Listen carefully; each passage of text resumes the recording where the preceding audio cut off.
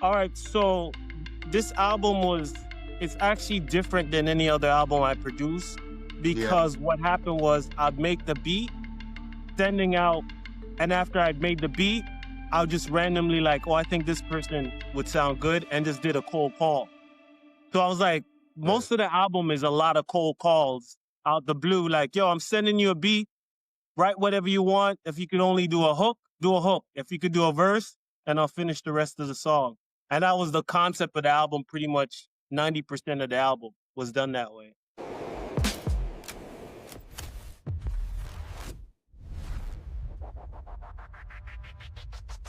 So we got Tough Dumplin, someone who has Yeah, interviewed on Worldwide and is known in Toronto, Tough Dumplin. yeah, man. Tough Dumpling beats, Tough Dumpling production. So how are things going with you? It's really good. I can't really complain. Working on a lot of film projects, digital projects, Yeah, AI projects. And I just been, we gotta get really that. going hard on this album at the Yeah. same time with all the stuff going on. Okay. So you just talked about your album, you just released it and you got some features on there. How did the concept for the album come about and how did you decide which artists and producers to bring onto the project? Yeah. So I remember calling up. I just finished this beat. I sent it out, and I was waiting for somebody to jump on it. Last minute, they couldn't jump on it, and I just was on IG. I heard Frankie Payne, and I was just like, "Let me hit him up through IG." And I literally called him up and go, "Yo, what's your email? I'm sending you a beat right now. Let me know what you think." And that's how the track came about. It was that simple. Uh, I didn't overthink anything. I literally was just like, oh, I think this person's voice would sound good on this. And I sent out the beat. And even when Frankie Payne got back to me, he was just like, well, what's the topic? What's the concept? I'm like, just make it up and I'll finish it. And I yeah, kept it. Yeah.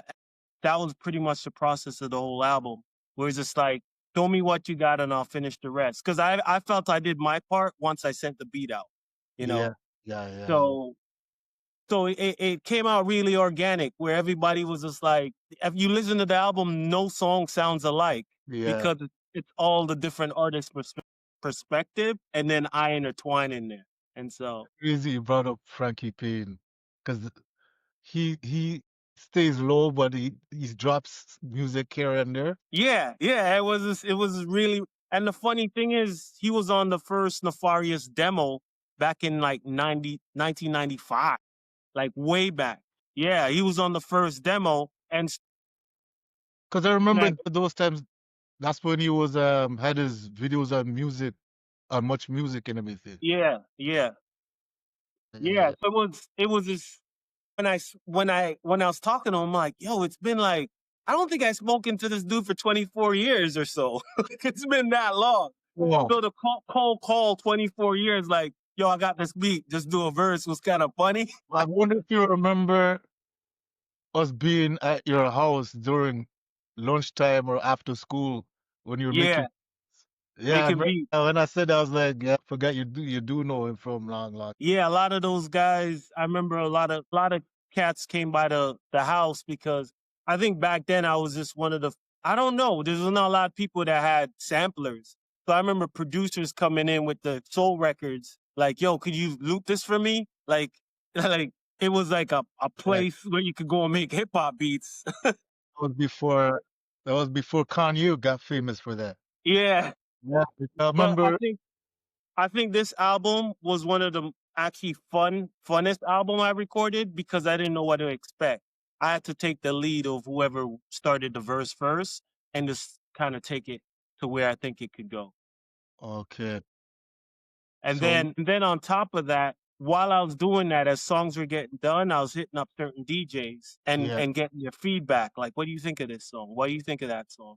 And so by the time the album was done, all the DJs were aboard. Like, the album got played on 12 radio stations from top to end, which is unheard of. So yeah, when I yeah, called the DJs up, I was like, yo, are you cool with playing the full album?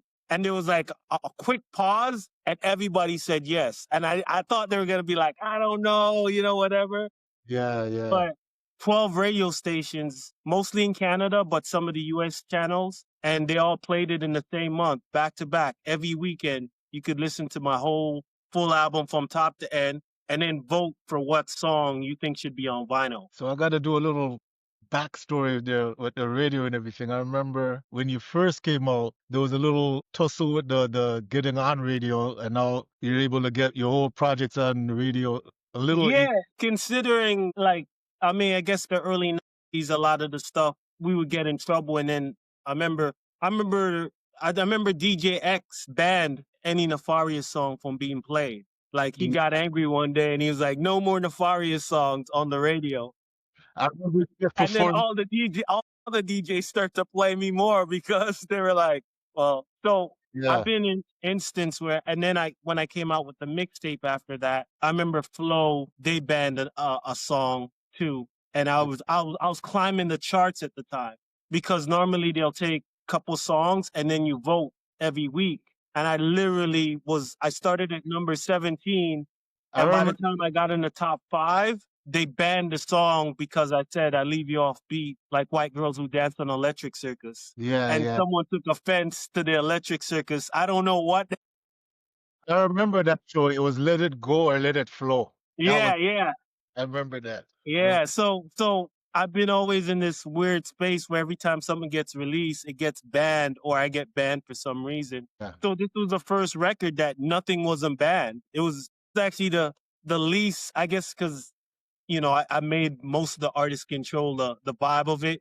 So yeah. my input was to jump in at their vibe. So it was the least controversial album I ever put out. Okay.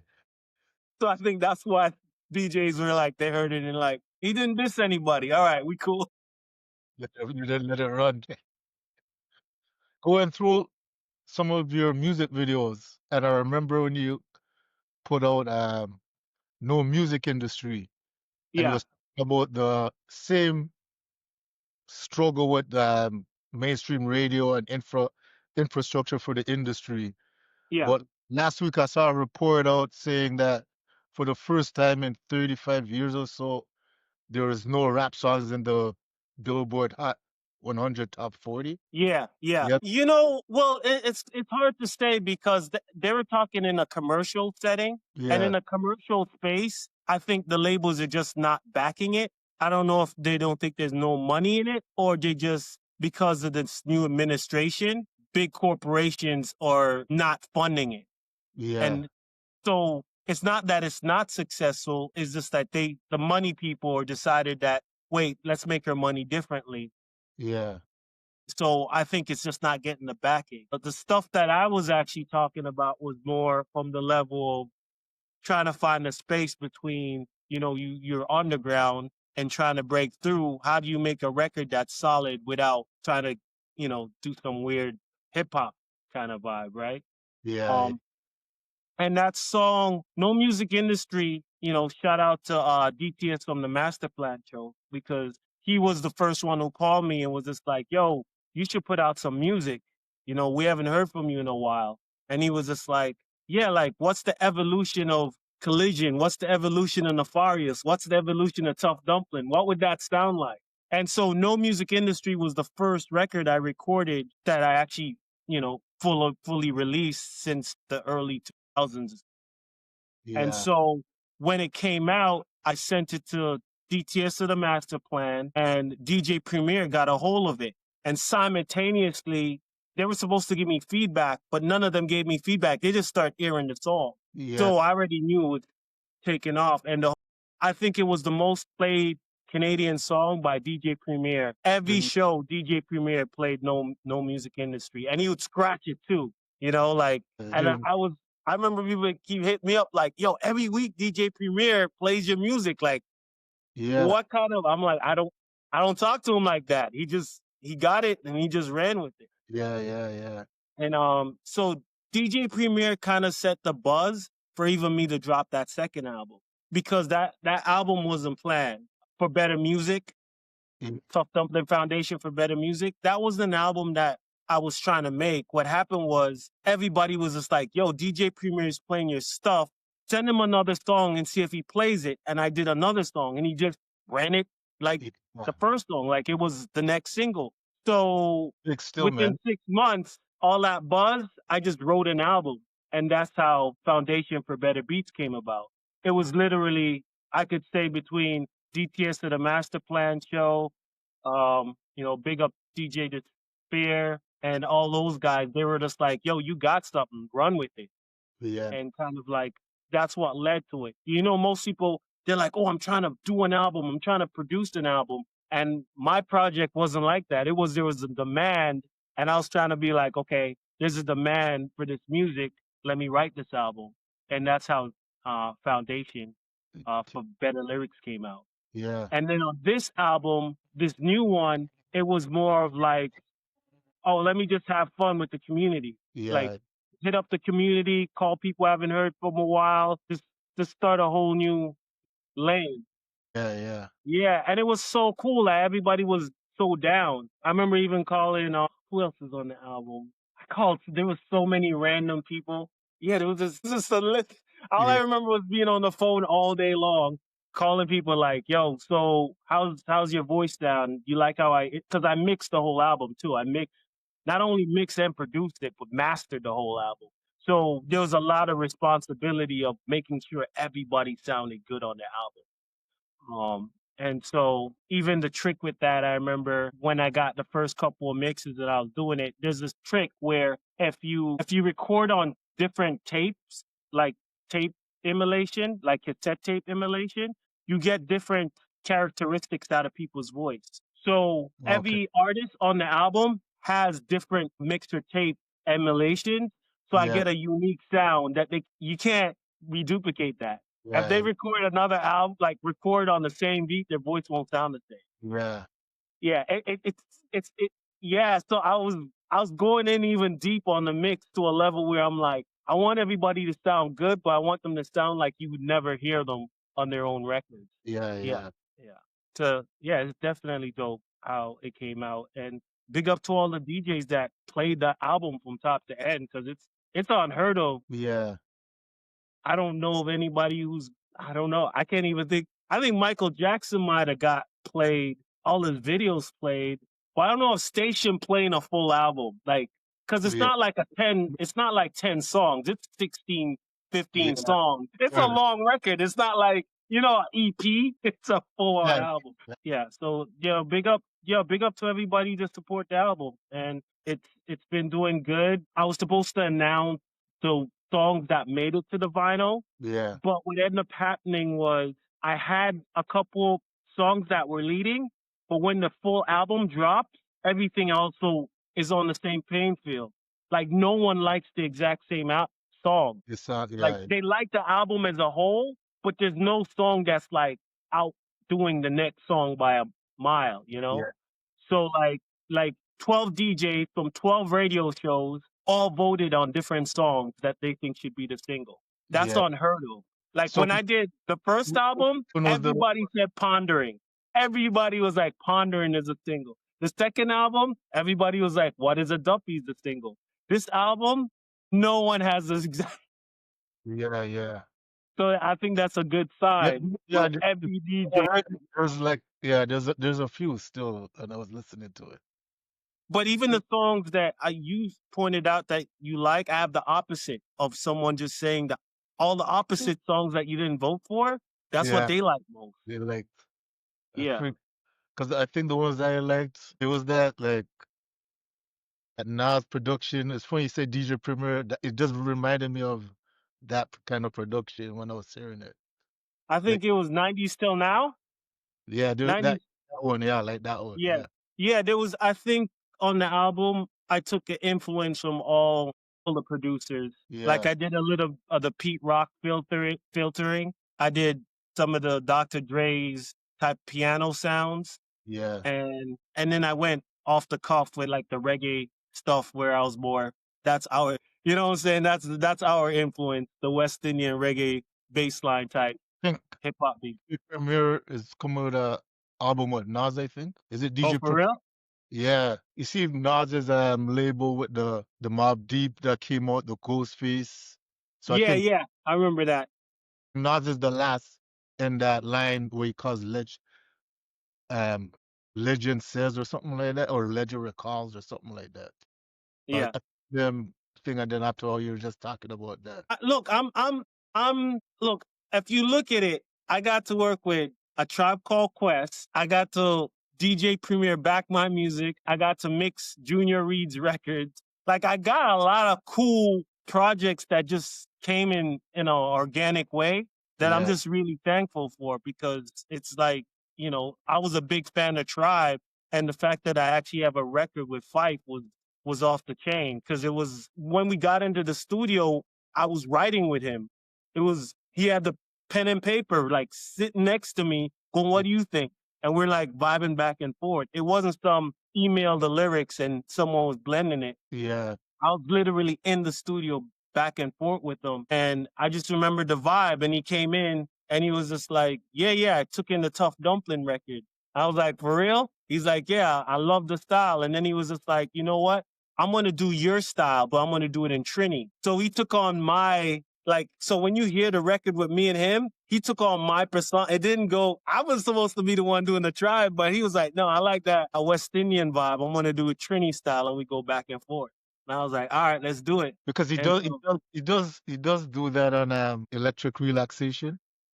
yeah, he does do it, but I think with me, I think is the longest I Yeah, heard like that and he went into it.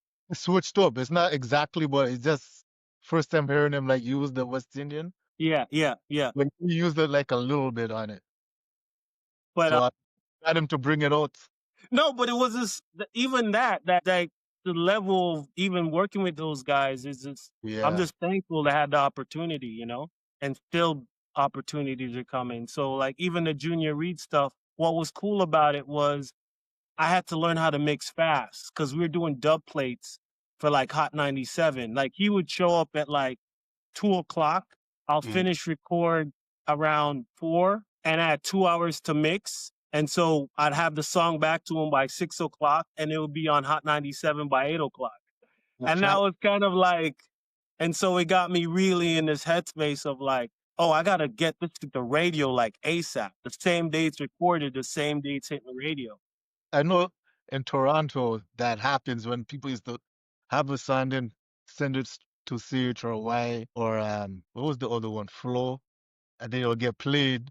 Well, I thought like with Hot 97 there would be more paperwork. So hearing No, not for like the reggae portion, because the reggae portion, they were just always happy. Like they had a slot for yeah, the West Indians because they know they're unpredictable. okay, yeah, yeah, yeah, Because it's like trying to schedule those Jamaican guys, it must have been a pain. So they yeah, kind of just did a rough schedule and was like, if I don't get the songs by this time, then it's not airing. But that experience was dope because not only you're working with a big artist, there's no time to debate. You got to get it done so it sounds good. And that kind of pressure, I've never been under that kind of pressure. Normally, when I'm mixing records, I got up to a week to send them just a reference, not yeah, even the final, just a reference. So in this case, it was going to radio the day I recorded it. So it was like you got to be in tune. And Junior Reed, the first time he did it, he was like, "Yo, this sounds good," and he just kept coming back. So by the time I look, I was like 10, 20 songs deep of just mixing on the fly like that. yeah. But it made it so I could work really efficiently when it comes to mixing. Like a lot of people, when they send me their records and I'm mixing them, they're always shocked at how fast I get it back to them. And I think it's because of that intent. But Damn, it's going, you've been Hot doing, 97 yeah, is like, we grew up on like just I know, recording the tapes. That's where yeah, we wanted to find out new music was all the mixtape back in the days where you just hear Funkmaster Flex dropping the bomb all the time yeah, to yeah. figure out what was new. Yeah, it's crazy. Yeah. So today, Worldwide Entertainment TV is premiering on Brooklyn Free Speech HD through Brick Media. How important do you think platforms like for broadcasting and radio, community based, is for underground artists? I think it's hard to say because I think it's a start point, and I think that's why people always say it's underground Yeah, because it's your first intro to letting anybody hear anything. And And I don't know at what number is the number where it's like, oh, this is commercial based on how many people you're actually influencing. Yeah. So I was trying to determine the other day when someone said something was underground, does that mean when you play it on a radio station and only 500 people hear it versus if you played it on a radio station when 1 million people hear it, are you getting commercial play or are you underground? You know? Yeah. That's a good point. Because some would say, yeah, you got the reach, and then someone would be like, no, he's still underground. So yeah, Yeah. yeah, that middle ground. Yeah. So, but I always think that if someone's out there listening, I always just count it as an opportunity for people to figure out what Yeah, they like or don't like. So I always took all the opportunities, whether it's underground, above ground, whatever they want to call it. I was just like, look, if there's someone out there willing to hear and listen, take the opportunity. And yeah. that's kind of my approach. So given that you've had a unique journey from Kingston to Toronto to Brooklyn, and then you made the Brooklyn 35 Collective, Yeah. could you tell us how that whole thing came about? So right around the time when I was mixing the Junior Reed stuff, I lived in Flatbush. Yeah, And so when Junior Reed would come around, all of the local Jamaican people on Flatbush knew he was coming to my crib. yeah, So a lot of the artists start to like, yo, could we record at your crib? So my apartment became the Flatbush studio, essentially. yeah. So over recording people time and time again, I mean, you Okay. get 20 artists come in, then it's like some of them I'm like, yo, you sound really good. You sound good with this other guy recorded today Yeah, or this other person. By the time I look at it, I was recording songs and it sound it ended up sounding like we were a group yeah. because by the time I look, there's 6, 7 different vocals on this song, but everybody just sounded good together. And so Brooklyn 35 kind of developed out of that. It was just everybody on. That's why I was end up calling Brooklyn 35. I was in Flatbush, Brooklyn, and it was everybody in Brooklyn that was just coming to my crib to record. Cool. That sounds And like one of the main artists, he lived on Brooklyn Ave, and the other lived on 35th Street. So yeah, I just named it after their streets, the Brooklyn 35. 35. Yeah. I know But it was like, I mean, when you think about it, Flatbush is like Eglinton 100 times. Just imagine Eglinton times yeah. 100. That's I'm, what Flatbush is like, you yeah, know. I'm Eglinton right now. I know exactly what you're talking about. Those all the Caribbean shops, the Yeah, whole vibe. So it definitely was a dope vibe at the time because I didn't, like going from Toronto to New York, you feel like it was gonna be a crazy switch up. But when you go to Brooklyn, it was just like, oh, I'm just on Eglinton. It yeah. didn't, it felt like just an And extended Eglinton that went crazy. when I So went to school, and I've heard these guys knowing Jane and Finch and the other areas, it's like Toronto is like, well, they did call it Little New York yeah. back in the day for hip hop. So But Flatbush had a cool vibe though. It definitely reminded me. It had a lot of Toronto, but yet not like Toronto at the yeah. same. So November is Hip Hop History Month in North America. How do you situate your music and visual within hip hop's legacy, like through the tape, No, CDs, vinyl, and its current? yeah. You know what? I think right now I have more fun just recording. I just try to find cool stuff to record. I keep it Yeah, simple.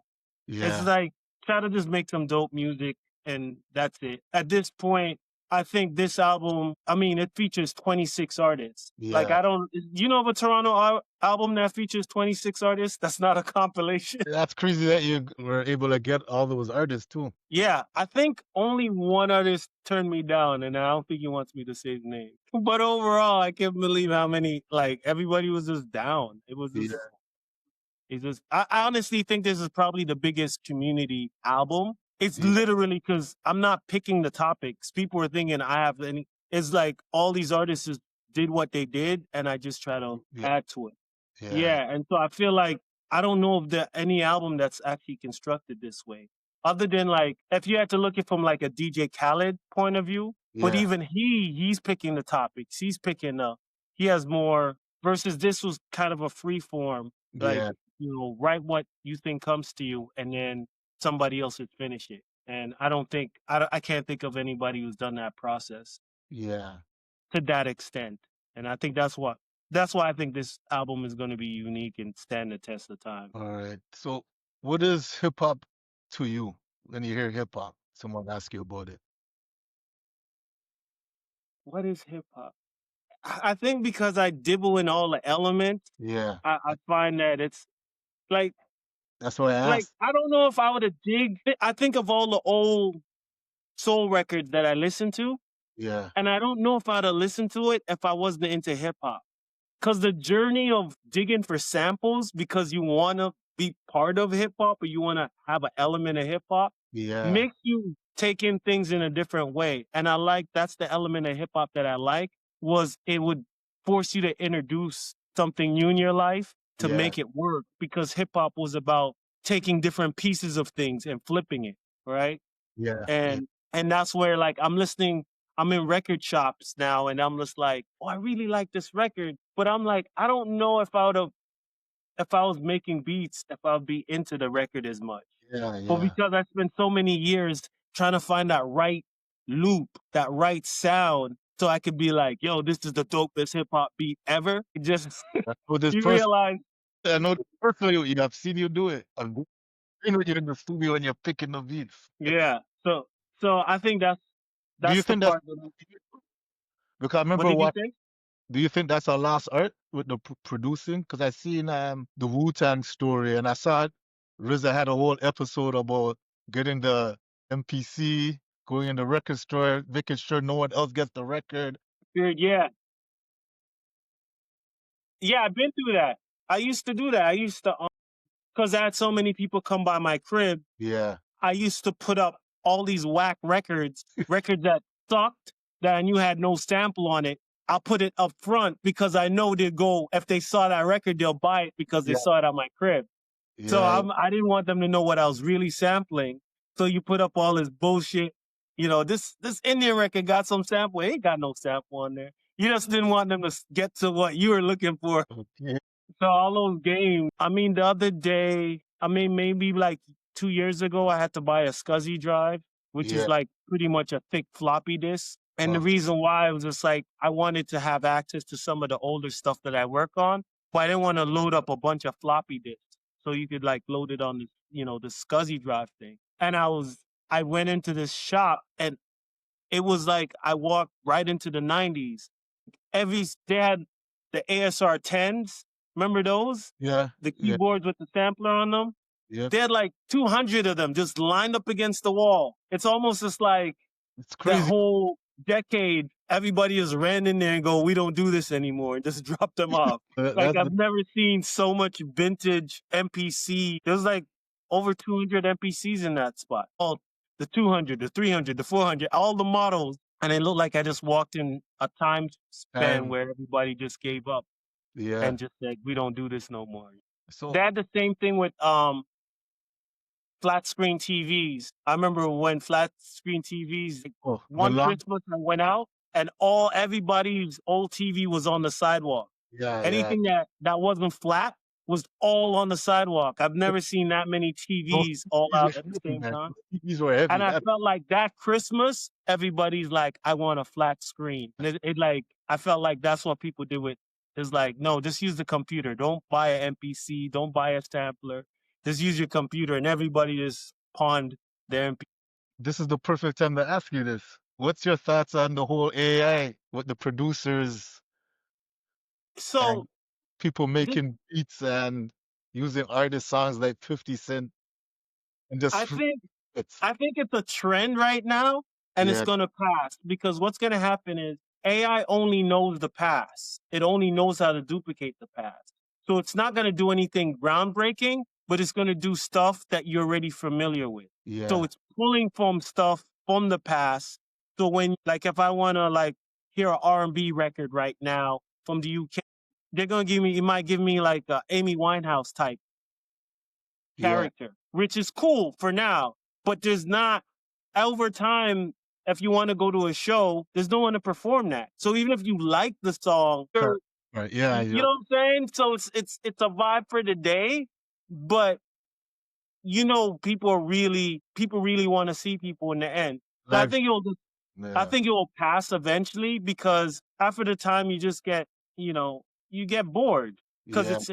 it's only regurgitating what's been done. It's not actually putting something new.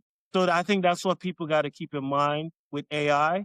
It's mastered the past, but it hasn't mastered the future. Even though it's considered the future, it's only taken from the past. So if you think of it that way, you feel a lot calmer. Yeah, and you're a producer. That's your viewpoint. That I didn't, that's I asked a lot of different artists, and your answer is a unique one. Well, I guess because Um, sir, and you through the years, and you just know it's true what you said. It knows the stuff from the history. yeah. Yeah, you're right. But doing And so, I think I used AI a couple of times on my album. yeah, So, for example, for one of the hooks, it needed layers. So the artist did a hook for me and it yeah, needed layer.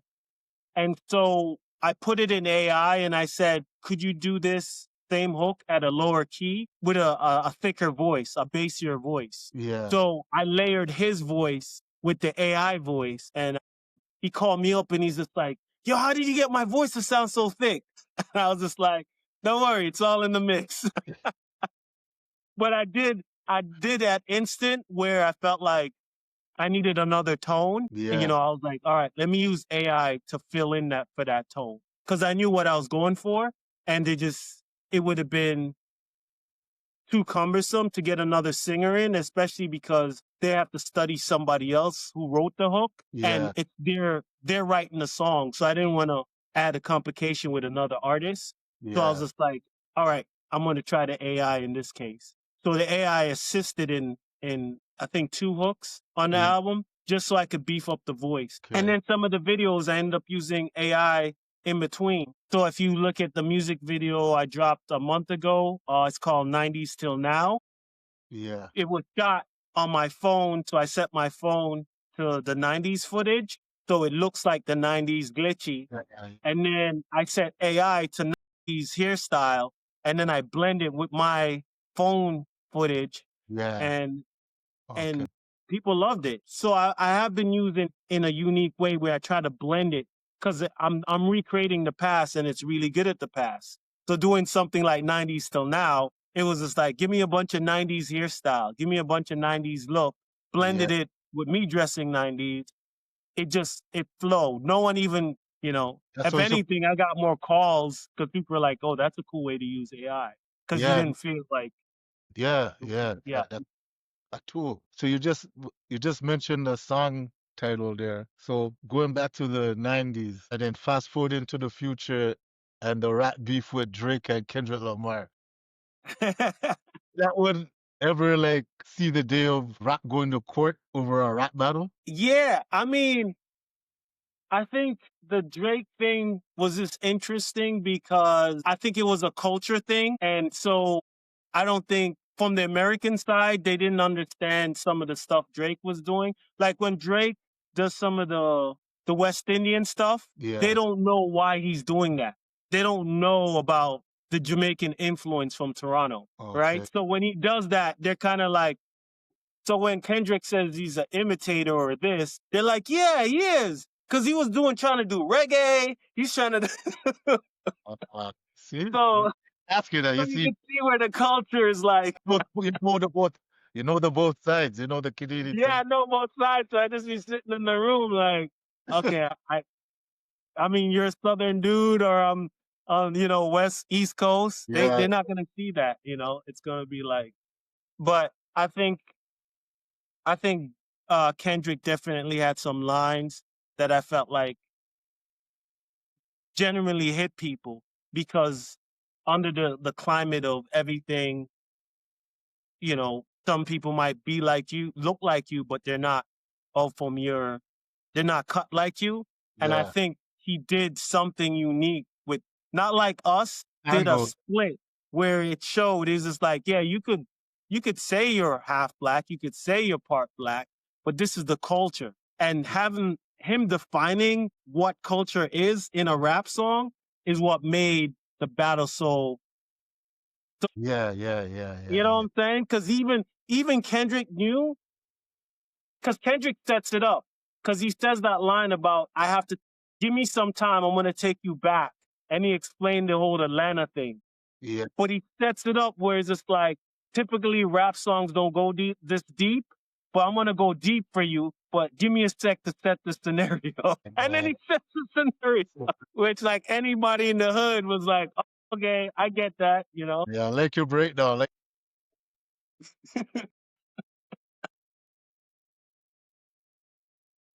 that. Yeah, and then and I think with Drake on the other side, Drake had his business on lock for so long that this happened in the middle of a deal that I felt like Drake was just like, no, man, I want like I put in this work, I want the value of my worth. And so he felt like Universal betrayed him and put Kendrick on top to devalue him I could see that. so he can get a better contract. Yeah, I And could see. I could see why Drake went that route of doing the lawsuit, because he was more going on the strength of, if I've been in this game this long and I put out this much album, I want to keep my value at this much, right? Yeah. But the streets are like, it's a rap battle. We don't care about that. And so Then the moment he put on the lawsuit, it was almost like the street was just like, we know you got money, but can you rap and beat a battle? That's how it. the other issue is he tempted him to drop it because he tempted him to drop it too. So like he asked for it. Well, I think Drake, after the McMills battle, Yeah. because that battle he won, but everybody kind of knew that his hands was tied. Like at the time he was battling, he couldn't. His assets was frozen. Yeah. He was battling a guy that literally was on the hook to go to jail with no money, like his assets frozen. So, and then who was after that? What was the other rapper that came after that? Pusha T. Yeah, say Pusha T came out and he realized that I'm still way bigger than Pusha T, so I'm gonna just take the L on that one. Like you could see how he kind of matches up. Yeah. And he came out. He's like, I'll take the L on that one. Yeah. Right. But I think with Kendrick, I don't think he knew The brand, as you said, like he did think to the brand. Yeah, I don't think he knew how Kendrick was gonna come. Because you gotta keep in mind, Kendrick diss songs, they're all slow. I remember when they're going back and forth, I'm like, yo, if Kendrick jumps on a big beat, it's over. Because he was saying so much stuff on those slow songs, but it wasn't, no one's gonna play that over again. They played it once, hear the diss, and call it a day. The moment I heard Not Like Us, when that beat came in, I was like, oh shit, he used a dope ass beat. That beat came in. I know you wasn't expecting that one, Drake. Yeah. Because look and go back to that battle and play all the songs. Kendrick, he has punchlines, but he's not rapping on the right beat. They're all kind of just melancholy beats that you laugh for a second, but it wasn't holding weight until it didn't really stick like. Yeah. Good You just kind of chuckled like, oh yeah, that's a good line. But when that beat, when Not Like Us came on, like I remember when it came on the radio, I was listening to it, and then 3 cars, because I was in my car, 4 cars went by blasting it. And I was like, no, this is gonna be big. Because it reminded me of when remember when the Jay-Z Nas battle happened? Yeah. And everybody thought Nas was gonna lose for sure. Like everybody was like, yeah, I don't think Nas is gonna come back. And when I heard Ether, and then 10 cars by my house blasting Ether, I was like, oh no, he came back. He came back. That's how you know. Like when the day happens, when you hear more than 4 random cars playing that, you're like, oh, this is gonna be big. It's also fun as you're saying that. You know, the producer funds Dramatic Tracks. Sounds familiar. Yeah, he did the stuff for banks and smugglers and even Twister and Gunplay and everything. Okay. And the thing he always used to say was, you have to play the song in the car. Yeah. In the car, and it's not leveled in the car. It's either not mixed properly or the car is not, the song's not hit it. And then for you to you just see it, you're in the car bumping it going on. That just remember when he used to tell us that. No, I mean that's I mean most of my mixes goes to the car before I send it out. because a Yeah. lot of times I'll mix it and then I want to email it. Well, I'm like, and sometimes I'm parked far because I don't have where I'm at. It's like I don't have a regular parking. So sometimes I have to park way out. And so Yeah. someone will be like, yo, could you send me the mix? I'm like, give me a sec. And it's like an hour later because I got to run to the car, blast it, and then come back and send it. I always blast it in my car before I send it out. And so that's kind of like a rule of thumb. I play through the speakers. I play through the phone, just raw, just to hear what stands out. Yeah. And then the last is the car. Because the car, once I hear certain things rattling in the car, I'm like, it's done. Or if Yeah. it's rattling too much, I'm like, yo, I gotta go back and turn that sub down. Okay. Yeah. There was one mix. I remember I did a mix where I didn't test it in the car. And someone was just like, I blew their speaker. Because there was a sub frequency that I can't hear Yeah. unless I'm in the car. And so it was like every 8 bar, there was this boom, but I didn't have it set to the right level. So when Yeah. he turned it up in his speaker, that boom just leveled it. So now I'm like, it's mandatory. I go to that car. At least you know that the test. So, So before we go, next interview thing, what's your favorite rap song and why? And who do you think is the most influential hip hop artist? Why? okay, so I had a crazy conversation on a similar topic to this, Yeah. right? So I was talking to somebody and I was just like, we always say Biggie, Jay-Z, or Nas, and Tupac and all those in their top five. But when I'm driving, I mostly play Pete Rock and CL Smooth Main Ingredients album. Like Yeah. if I'm driving, I'll play that album from top to end. And I'll play Gangstar Moment of Truth from top to end. I'll play Illmatic from top to end. There's a few albums that when I'm hitting the road, I'll play Yeah. from top to end. But the problem I'm having with some of these questions is like, I don't play Biggie's album from top to end, but yet I play a CL Smooth who's not in anybody's top 10 as the best rapper. I play that album from top to end. Yeah. So Yes. I'm kind of confused in how to really answer these questions now because now am I just saying Biggie, Tupac just for the sake that Yeah. everybody says it? Yeah. Because really, I've never played a Tupac album from top to end. You know what's I've so funny? played all of his major singles. I Yeah. played Biggie's album. Most of the remixes are not on his album. His biggest tunes are actually not on Ready to Die. That's why Puffy became the king of the remix. Remix, yeah. So when you ask that question, Because I do I'm remember, trying to give you my answer indirectly. do remember something that you mentioned about Pac's music back in the day that you probably don't remember. And you All said right. Pac's beat choices, you felt that he could have do better with the beat choices. Yeah.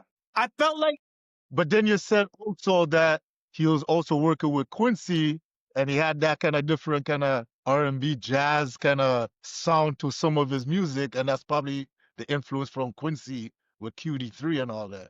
I don't know if you remember yeah, saying. I remember that. Yeah. But I kind of figured out what it was. It was their influence wasn't like the records we were necessarily influenced by. Because you got to keep in mind, we're mostly influenced by like the Wu-Tang. So that was more gritty soul sample. They're using funk samples. Yeah. You know what I'm saying? And those funk records wasn't big for us. Early hip hop, we were so influenced by New York, everything was gritty. So I had a conversation about Pete Rock versus who's on the West Coast? DJ Quick. Yeah. Like DJ Quick is like the West Coast Pete Rock. But I can't really listen to a DJ Quick album because his sound is the way he samples and the records he pulls from are not stuff that I was ever really influenced by. Yeah. You get what I'm saying? So Yeah. I think looking back at Tupac's album, I have more respect for the choices he made, Okay. but I like the Biggie's beats better. And it's not So- just better, it's just what the energy. I Yeah. like the energy of those tracks better. Because now I'm gonna bring up your rap partner Quezro, because I had this conversation with him, and me and him went back and forth, and he was telling me about Curious One. That was Yeah. it from back then, but as you know, just over 20 years passed from that time. So Yeah. I was telling him, no, Tupac's music's gonna be more profound down the line because and then as we see what's happened, that's what happened. But he used to tell me he could predict Pac's rhymes. But Quizro, as you know, was like crazy with the wordplay and everything. Yeah, he wanted to catch you off guard. He was a true lyricist. You know, if you look at Tupac, the thing is when people make records, they're funny because if you look at like say Tupac, like I used to do this to people all the time. Here's a good test. Ask them their favorite Tupac song, right? Yeah. And you'll talk to like a lady and she'd be like, I like Dear Mama. They like different songs, Yeah. right? And they like and then the other one you talk to dudes is like it's another song. But it's Yeah. like a bitches and hoes song. You know? Yeah. So I think what made Tupac and Biggie big, like in terms of their music, was they had songs for every mood. And Yeah. I think that is what I learned about the game is having songs for different moods because I've seen Mother's Day come around and everybody in the hood's playing Dear Mama. You know what I'm saying? And it just becomes It's funny that you said that's the game because I heard Snoop talk about that. And he yeah, said Tupac told him that all you have is this party songs, party songs, party songs. That's the time we're partying. And he said he didn't realize what Tupac was saying then. yeah, Then now he gets what he was saying. He has a different mood for when people want to listen to music in different yes. moods. Yeah. And so I took that into this album. Because when you listen to my album, nothing really sounds the same, but I was trying to also have a different mood for whatever you're into. Because Yeah. I mean, a lot of the songs, 90s Till Now is a good example. That song was done back in May. And the artist on it was supposed to send me send me their footage so I could cut the music video together. So July comes around and I'm talking to one of the managers and he's just like, yo, they still haven't sent you the footage yet? And I was just like, it's all right. They could get it to me because I think the song should release in September, October, because everybody's going to be reminiscing about the past, Yeah. right? Because around September is where everybody start getting nostalgic. The leaves are losing. And so I predicted that. Yeah. 90s Till Now was on Spotify in August. It was never in my top 10. As soon as September hit, it was like number 10.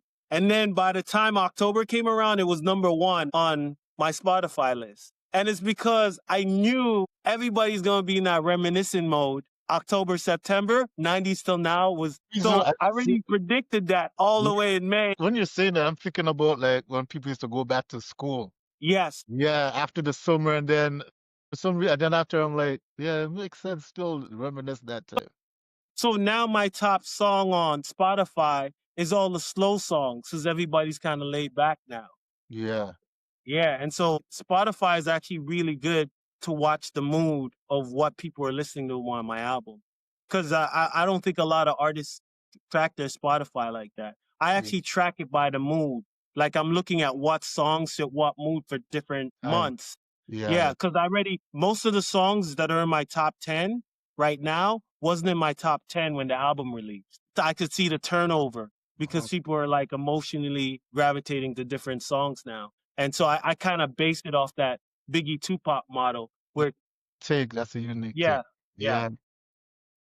So, I think that but makes overall, I would say I like the Pete Rock CL Smooth album as one of my favorites. yeah. And that's because I love the samples on there. As an MC, MCs are really hard I because know. it depends what mood I'm in. Because to this day, if I want to get hype, I either listen to Busta Rhyme, Ludacris, who's the one that sing Danger? Danger! Mystical. Go. Yeah. Yeah. And Mystical was an oddball for me. But I be driving and when that shit comes on, I was just like, yo, this shit's so hit. Hype you. You know what's another crazy thing? You remember how we used to hear on the radio these songs back in the day, and then you wouldn't hear it again? There was a song with I don't know if you remember it. 16 shots, 16 shots or something like that was the chorus. And then I found out because I thought it was a DJ that mixed it with Al Green's Love and Happiness. Okay. But I found out like 2 weeks ago. I don't know. It was just before I contacted you. Or no, when you contacted me. And then we were just listening to pure old school, like with Smith and Wesson and all those guys. And then Yeah. I was like, where's that song? And then I typed it in and it popped up. The guy, I think it's D1 is the guy's name. And Okay. it was Marley Marl's artist. But I didn't even know that. I just know that 2 weeks ago. Then I'm like, oh, so it was a song. I thought it was a DJ that mixed it. Because back then, sometimes if you didn't record it off your tape, as you said, you can't even hear the song again. Yeah, yeah. No, for sure. Yeah, there's a couple of random things I found out recently. Like I was playing certain records and I was like, "Oh, this is where they got it from?" You Yeah, know.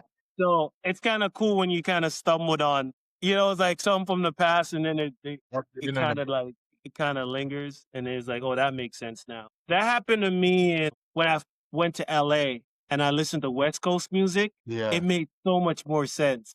Because trying to listen to West Coast music in Toronto in the wintertime makes no sense. Like, you don't get the vibe of the music. Yeah. I mean, I was in Jamaica listening to a Bob Marley song.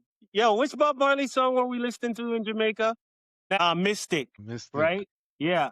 But in the bass bin, when you hear it Yeah. slowly creep up in the bass bin, it's a sound I've never heard through any speakers before. Yeah. Like, not in Toronto, nowhere else. Outdoors in Jamaica with them big bass bin, that Yeah. bass line sounds like a whole nother thing. And the way that it just keep doom, doo doom, doo doom, and it just kept creeping up.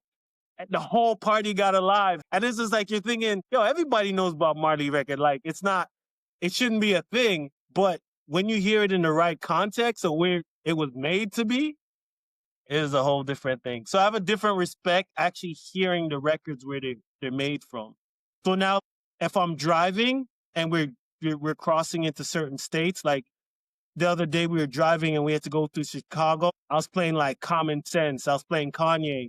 And then we hit like Virginia. Then I was playing all that Southern Virginia stuff just to hear what it sounds like in context of their environment.